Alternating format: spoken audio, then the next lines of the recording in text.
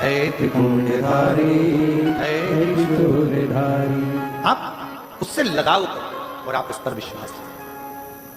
एक पशुपत्य व्रत है, एक पाशुपत्य अस्त्र है और एक पाशुपत्य योग, तीन। अब आप और हम तो पाशुपत्य अस्त्र को प्राप्त कर नहीं सकते, क्योंकि हमारा इतना तप नहीं, हमारा इतना बल नहीं, हमारी इतनी साधना नहीं। आप और हम पाशुपत्य योग भी नहीं कर पाते, तो आप और हमने क्या करा? जम के बोलो, पाशुपति व्रत।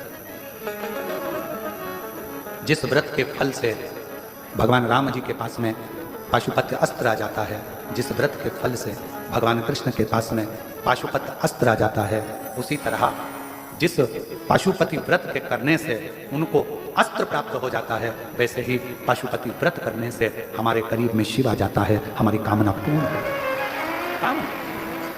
कितने दिए लगते हैं? 6 में से 5 दिए मंदिर में रखाएंगे, 6 हिस्से होंगे प्रसाद के 3। पहले याद रखना, मंदिर में सुबह जो पूजन की थाली लेकर जाओगे वही थाली शाम को जाएगी। पूजन का समय सुबह अभिषेक वगैरह बढ़िया करके आओ, शाम को वही थाली लेकर जाओ, प्रसाद एक पात्र में लेकर जाओ, उसके 3 हिस्से मंदिर के अंदर जाकर करो। दियों को 6 दियों को मंदिर में रखो, 5 दिए प्रज्वलित करो, 1 दिया बिना जला हुआ थाली में वापिस रखो। प्रसाद पूजन करने के बाद प्रसाद के 2 हिस्से मंदिर में छोड़ो, 1 हिस्सा लेकर थाली में आओ, बाबा से प्रार्थना करो। हम बहुत बड़े साधक उपासक नहीं है बाबा, तू कृपा करेगा तो कार्य सिद्ध हो, तू कृपा। हम नहीं जानते, हमें कुछ नहीं जानते, हम अनभिज्ञ हैं। और कोई तुमसे कहे कि तुम विद्वान हो, नहीं। कोई तुमसे कहे आप बहुत विद्वान हो, नहीं। हमसे कई बार न्यूज चैनलों में पूछा जाता है कि आप ना ना ना, हम तो इन सब के चरणों की धूल हैं। जितने भी संत महात्मा, जोगी, सन्यासी, तपस्वी, साधक, उपासक, इस भारत की भूमि पर जितने भी संत, साधु, ब्राह्मण, जो भी उपासक, साधक, व्रती, नियम करने वाला, जो भी इस संसार में जितने ब्राह्मण, जितने तपस्वी, संत, महात्मा जो भी हैं, वो सब विद्वान हैं। उनके चरणों की धूल पंडित प्रदीप मिश्रा, उनके चरण की कोई धूल झड़ी होगी तो वो हम हैं, कोई धूल, सब विद्वान। अपन को विद्वत्ता नहीं, अपन को। तो फिर निवेदन करूं आप सबसे, शिव के मंदिर में पूजन करने जा रहे हो और किसी की थाली में कोई कमी है, शंकर जी के सामने कभी किसी की कमी मत बताना।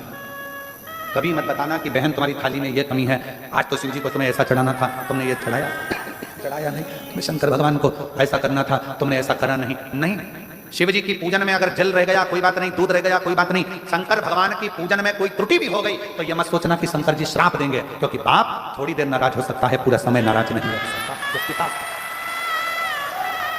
कोई तुमसे कह दे तुमने ऐसा मंत्र बोल दिया, ये मंत्र गलत है, तुमने ऐसा कह दिया, तुम्हारा ये मंत्र गलत है, कह देना वो बाप है, सब समझता है। जब पक्षी की तोतरी भाषा समझ सकता है, मुर्गा बनता था कौशिक राजा, उसकी बात समझ सकता है। एक पक्षी दुखी था, उसकी बात समझ सकता है। हाथी ने आवाज लगाई, उसकी आवाज सुन सकता है। तो मैं जो बोलूंगी मेरा महादेव वो भी सुन सकता है, ये मुझे विश्वास है। कोई कहे तुमने पूजन में ये गलती कर दी, तुमने पूजन में ये त्रुटि कर दी, कोई दुनिया का व्यक्ति बता दे कि तुम्हारी पूजन में गलती हुई है इसलिए तुम्हें भोगना पड़ रहा है, तो संसार में समझ लेना कि आपके बराबर दुनिया में कोई मूर्ख नहीं हो सकता। क्योंकि भगवान की पूजा से, भगवान अगर पूजन गलत भी हो जाए तो कभी भगवान श्राप नहीं देता, और पूजन में त्रुटि हो जाए तो भगवान कभी बदुआ नहीं। आप पुत्र हो, संतान हो, उसकी औलाद हो। आज के जमाने के नवयुवक लड़का लड़कियों को, आज के जमाने के नवयुवक बेटा